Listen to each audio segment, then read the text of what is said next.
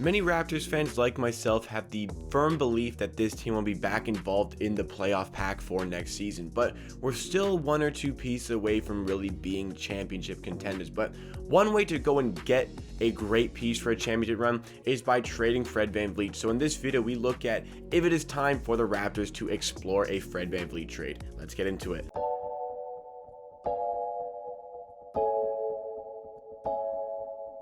What is up, Raptors fans? This is Amateur Hour Sports, the channel where you get NBA content with a focus on the Toronto Raptors at least 4 days a week. Our upload schedule is Monday, Wednesday, Friday, and Saturday. This is our Saturday upload. So if you like what you see from today's video, you want more of myself talking about the Raptors in videos and content just like this, make sure to hit that subscribe button down below to show your support to the channel. We're getting very close to 3,000 subscribers. Also check out the twitch.tv/amateursports. The link is down below. We watch along a ton of NBA playoff games and we do a whole lot more. Join a great community of people who talk about basketball. But today's video, from the title, I can tell that maybe some people are coming in a little bit upset with the title. So we're talking about, should the Raptors start to consider trading Fred VanVleet? Or maybe why is it the time to explore a trade for Fred VanVleet? So to start off, this is coming from a Raptors fan who absolutely loves Fred VanVleet. His jersey is right beside me. I bought the jersey because I really like the player and I really wanted his jersey. I think Fred VanVleet is great, and at the start of the season, Fred VanVleet seriously made a case for himself to be in one of the All-Star teams. That didn't quite materialize, but I think that, the Raptors, if they had a better record going into the All-Star break, then Fred VanVleet might have had his place in an All-Star team, but again, didn't quite materialize. But nonetheless, Fred VanVleet was great up until he got COVID this season. That is when, he really got a hit to his immune system, really got a hit to his respiratory system. He just wasn't quite the player he was at the start of the season. He just didn't have the motor. And when he didn't have the motor, I think his decision making really plummeted. And that's why near the end of the season, Raptors fans were calling him out quite frequently because they were criticizing him because he wasn't playing particularly well. His motor dropped and it just wasn't allowing him to do the things he was doing earlier in the season. And I think that clumped in with Fred VanVleet deciding to never refuse taking a deep three and taking way too many shots.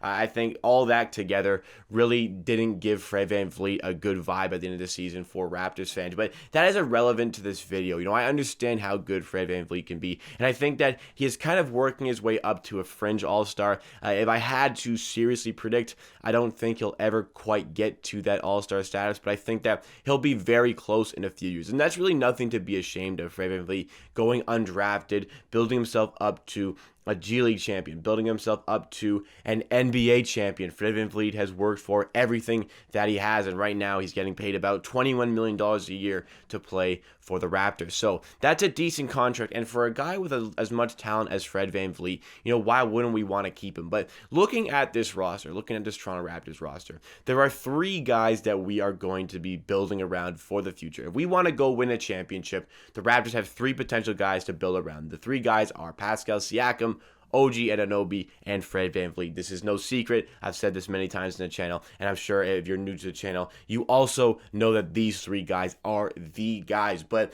can you build a championship team around those three guys being your best players? And in my opinion, you can't. You can't quite do that. I think that, really settling in now that Pascal Siakam has to be the second option on a championship team. And if he's not the second option on a championship team, he needs to have a second guy who is either equal to as good as him or like just a tick below him, because Pascal Siakam cannot do it on his own. And Pascal Siakam, his archetype, his game style, his play style doesn't suit those clutch situations. So we need a guy who's, his attributes do suit those clutch situations. And it's not a knock on Siakam to say that. It's just that the way he plays doesn't suit clutch circumstances. So why not go out for a guy who can be a star and can be a stud in those clutch situations? So looking at those three guys, you're not going to go acquire a star without trading one of these guys. And the most expendable of those three core guys is unfortunately Fred VanVleet.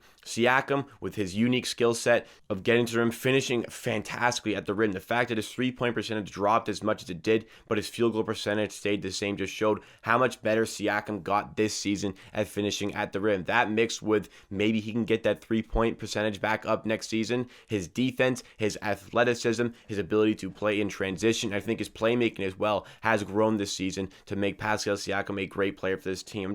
I'm not trading Siakam. I think if this team is going to be successful, Siakam is on the team. Then OG Anunoby, only 23 years old. It is just so surprising every time I say it. This guy's 23 years old. OG Anunoby, he had that huge stretch of games where he's putting up 20 points every single one of those games. He is one of the best, if not, I would say he is the best on-ball defender in the NBA, can guard the 1 through 5, and is really starting to explode from an offensive standpoint. You're not trading either of those guys. So that leaves us Fred VanVleet, an undersized point guard. I guess, he was fringe all-star, like I was saying. He can put up near 20 points per game. He's a good, decent facilitator, a very, very good defender. If Fred VanVleet stays healthy throughout the season, he's got a real shot at an all-defense selection here, but a really, really good defender. But judging by what we've seen from Fred VanVleet, his play style is the most easy to replicate in a trade. If you trade Siakam or OG Anunoby, you're not going to get a player back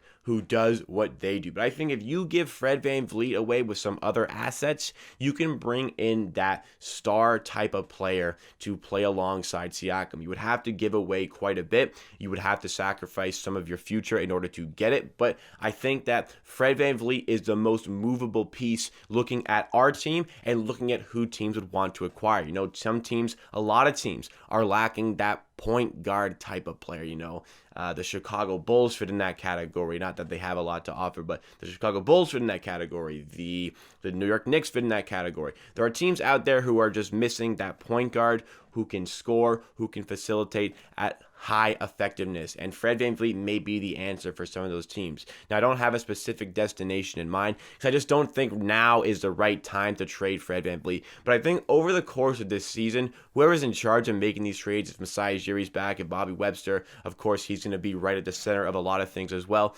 I think that this season is the time to understand that, okay, this core may not be good enough to go get us a championship. And if our destination in the future is getting a championship, if that is possible, let's go try to win a championship. The best way to do that, unfortunately for me, is to move on from Fred VanVleet. Locked into that contract, I think he would be a good piece for discussions. Again, teams that maybe aren't the best, who have an unsettled superstar, or star even, who wants to move on to a team and challenge for an NBA championship. Like, I think that Bradley Beal is a guy that you could look at, although you'd have to give away a lot more than Fred VanVleet to get him. Somebody like that. Somebody maybe a little bit unsettled, but bring in a star who can just help us get to that next level. Because I think that the ceiling with this core, with Fred VanVleet, with Pascal Siakam, with OG Anunoby, I think the ceiling, down the road is probably just about conference finals. Looking at teams constantly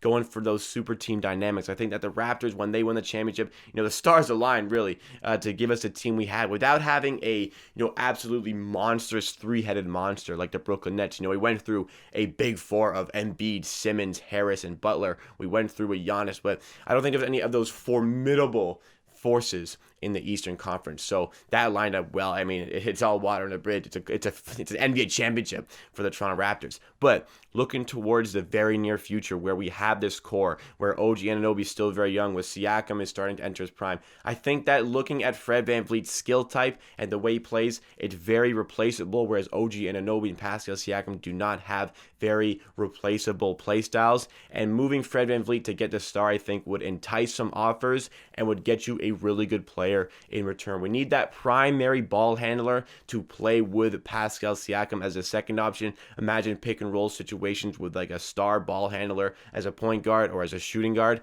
and this would be a good situation for Siakam because he wouldn't be the focal point. He would have a lot more space for himself.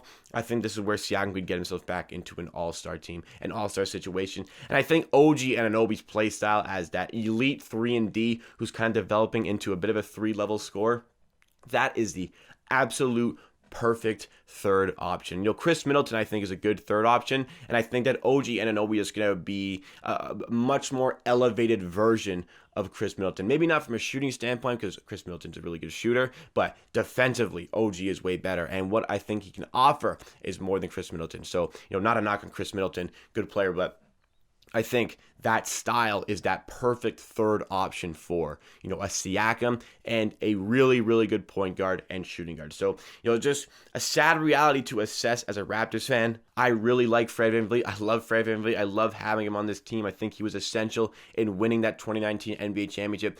But the realistic version of me as just a basketball fan sees this Raptors core missing something. And the easiest way to go get that missing piece is by unfortunately trading Fred VanVleet. We talked about this in the Wednesday video where I did the ranking of what Raptors should do in the offseason, and I said that maybe start to explore trading. I put Fred VanVleet on that tier, and it sparked some good discussion in the comments because some people were in agreement with me. Some people said they hadn't thought about it but decided that, maybe that would be the best thing to do. So I think that, no rush. Let's not just dive into anything. We really don't know what our identity is going to be for next season. So let's work on our identity with guys that we can trust, with the core in place, guys who have been here, guys who rep the city and are hungry to, get back to business here and not have a season like we had last season. With all that in mind, let's go get back on track and then maybe start to explore trading. Start to, feel the vibe. Are people interested in Fred VanVleet? If they're not, then we'll have to assess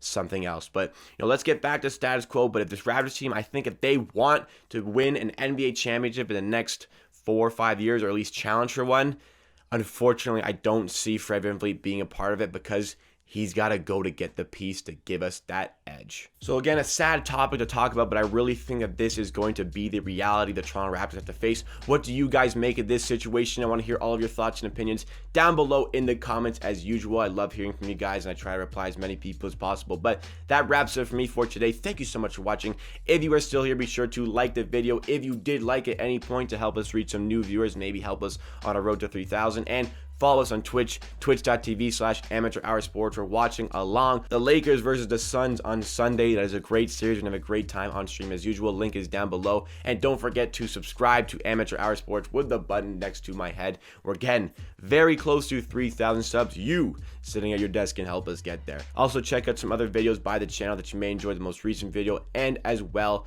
one that is tailored just for you. But at the end of the day, I believe what I say. If you disagree, that is okay. We'll see you again next time for another video.